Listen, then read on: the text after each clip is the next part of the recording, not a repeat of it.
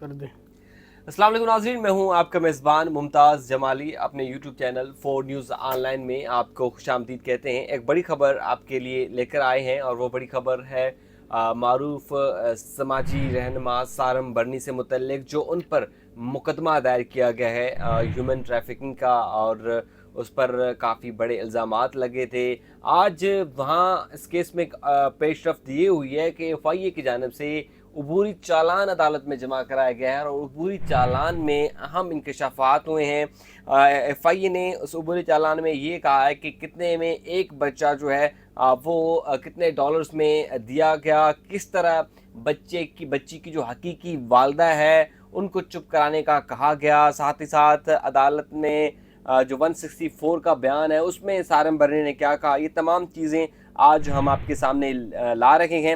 میرے ساتھ اس وقت موجود ہیں محمد امین انور، سینئر کورٹ رپورٹر ہیں، اور انہوں نے چالان کی جو نقول ہیں وہ بھی حاصل کر لی ہیں، ساتھ ہی ساتھ چالان میں جو اہم انکشافات ہوئے ہیں وہ بھی یہ آج آپ کو بتائیں گے۔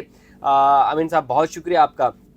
سب سے پہلے یہ بتائیں کہ جو چالان آج عدالت میں جمع کرائے گئے اس میں کیا انکشافات کیے ہیں، اور سننے میں یہ بھی آ رہا ہے کہ سارم برنی کے ساتھ ساتھ اب اس کی ٹرسٹ کے لیے بھی جو ہے وہ خطرے کی گھنٹی بج گئی ہے۔ جی بالکل ممتاز جمالی صاحب، یہ اپنی نوعیت کا ایک انوکھا کیس ہے جس میں امریکی اداروں نے اس بات کی نشاندہی کی کہ کس طرح غیر قانونی طور پر بچوں کو بیرون ملک جو ہے وہ اسمگل کیا جا رہا ہے، اور امریکی ایمبیسی کی ہی شکایت پر یہ تمام کارروائی شروع ہوئی۔ گزشتہ سال انہوں نے سارم برنی ٹرسٹ کا وزٹ کیا، اور انہوں نے جو بچوں کی اڈاپشن پالیسی ہے اس کے حوالے سے جو ہے وہ ان سے معلومات حاصل کی، اور جب کچھ دستاویزات کا انہوں نے جائزہ لیا تو اس میں یہ انکشاف ہوا کہ جو فیملی کورٹس ہیں کراچی کی، وہاں پہ جو گارجین شپ سرٹیفکیٹ کے لیے جو درخواستیں دائر کی جا رہی ہیں ان میں عدالت کے سامنے حقائق چھپائے جا رہے ہیں، غلط بیانی کی جا رہی ہے کہ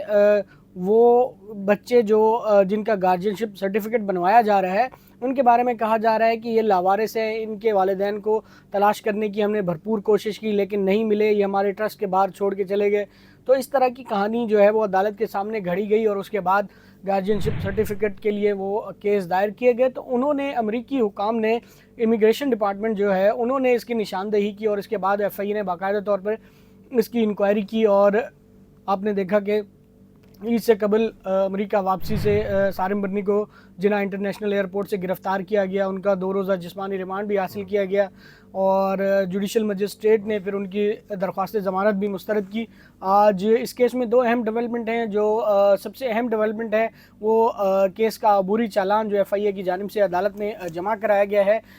کیوں اس میں انہوں نے کہا ہے کہ کیونکہ قانون کے مطابق جب ملزم کو جیل کسٹڈی کر دی جاتی ہے تو 14 دن میں کیس کا چالان، عبوری چالان جو بھی ہو، پیش کیا جاتا ہے۔ انہوں نے انٹرم چالان عدالت میں جمع کرایا، اور اس میں جو اہم انکشاف ہوا ہے اس میں یہ ہے کہ سارم برنی ویلفیئر ٹرسٹ جو ہے وہ سندھ چائلڈ پروٹیکشن اتھارٹی کے تحت رجسٹرڈ ہی نہیں ہے۔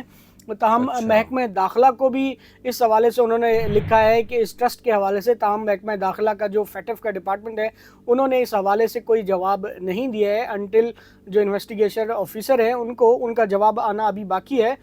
باقی جو باتیں اس سے پہلے بھی ہو چکی ہیں کہ سارم برنی نے کورٹ میں بھی انکشاف کیا تھا جب ریمانڈ پروسیڈنگ ہو رہی تھی، ہم بھی اس وقت کورٹ میں موجود تھے، آپ بھی موجود تھے، کہ $3,000 جو ہے انہوں نے ایک بچی کے لیے ہیں، جو چارجز ہوتے ہیں ان کی باقاعدہ طور پہ رسیدیں بھی ہیں، اس کا بھی اعتراف وہ کر چکے ہیں۔ چالان میں یہ بھی بات کی گئی ہے، اور اس کے ساتھ ساتھ یہ بھی کہا گیا ہے کہ سارم برنی کے ساتھ علی خان ہرمیرا نے جان بوجھ کر بچوں کے نام تبدیل کیے، اور فیملی کورٹ میں جمع کرایا گئے دستاویزات میں اصل والدین کے نام نہیں بتائے گئے۔ اور آپ نے دیکھا ہوگا کہ ہفتے کے روز جو والدین تھے، ایک بچی حیا کے، ان کے اسٹیٹمنٹ 164 کے ریکارڈ کروائے گئے ہیں، افشین اور ایاز کے، اور اس کے علاوہ ایک اور جو گواہ ہیں کیس میں، 3 گواہوں کے بیانات جو ہیں وہ ریکارڈ کرائے گئے ہیں جوڈیشل مجسٹریٹ شرکی کی عدالت میں۔ اور اس کے علاوہ چالان میں، عبوری چالان میں مزید یہ کہا گیا ہے کہ بشرا کنول اور ایاز نے بھی سارم برنی اپنے 164 میں الزامات عائد کیے ہیں، اور اس کے ساتھ ساتھ سارم برنی، حمیرہ ناز اور بسالت خان نے غلط دستاویزات جمع کرائے۔ ان بچوں کی اسمگلنگ کے لیے یہ غلط دستاویزات فیملی کورٹ میں بھی جمع کرائی گئی۔ ताहम मुतअद्दिद बार सारम बर्नी ट्रस्ट को कहा कि बुशरा और अयाज की जानिब से बच्ची हया के हवाले से जमा कराए गए हलफनामे दिए जाएं, लेकिन वो जमा नहीं कराए सारम बर्नी ट्रस्ट ने FIA को। तो जिसके बाद गिरफ्तारी अमल में आई। 2 मुल्ज़मान को अभी भी गिरफ्तार करना है, जिसमें बसालत खान और हुमैरा शामिल है। तो FIA की जानिब से आज ये इंटरम चालान जमा कराया गया। उसके साथ साथ सारम बर्नी की जो एडिशनल डिस्ट्रिक्ट एंड सेशन जज शर्की 7 नंबर में जो बेल एप्लीकेशन थी वो FIA की जानिब से उसमें मोहलत तलब की गई है, जिस पर अदालत ने मज़ीद समाअत जो है वो 26 जून तक मुलतवी कर दी है। और सारम बर्नी आपको पता है कि इस वक्त जुडिशल रिमांड पर जेल में है। ठीक है, बहुत शुक्रिया। मोहम्मद अमीन अनवर हमारे साथ मौजूद थे। तो ये केस में आज इंटीरियम चालान FIA ने जमा करा दी है। एक तो सबसे बड़ी बात ये कि जो खुद सारम बर्नी ट्रस्ट हैं वो इंटरनेशनल सारम बर्नी ट्रस्ट इंटरनेशनल हैं, सिंध चाइल्ड प्रोटेक्शन अथॉरिटी के तहत रजिस्टर ही नहीं है। और दूसरी बात ये जो इंटीरियम चालान में ये भी कहा गया है कि सारम बर्नी ने असल वालदा से इजाज़त लिए बगैर बच्ची जो है एक अमरीकी शहरियत याफ्ता फैमिली को दे दी थी, जबकि अदालत में उन्होंने ये मौक़िफ़ अख्तियार किया कि बच्ची जो है वो लावारिस है, इनके माँ बाप नहीं हैं। तो गार्जियन वार्ड के लिए उन्होंने ये दरख्वास्त दायर की है। मतलब ये है कि जिसको बच्ची दी वहाँ पर एक इन्फॉर्मेशन दी गई है और अदालत के अंदर दूसरी इन्फॉर्मेशन दी गई है। बच्ची की वालदा जो है उनका भी 164 बैन रिकॉर्ड हो चुका है। ये तमाम तर आज की तफसीलात हैं। उम्मीद करते हैं कि आने वाले केस में भी जो डेवलपमेंट होगी हम आपके सामने रखेंगे। बहुत शुक्रिया आपका।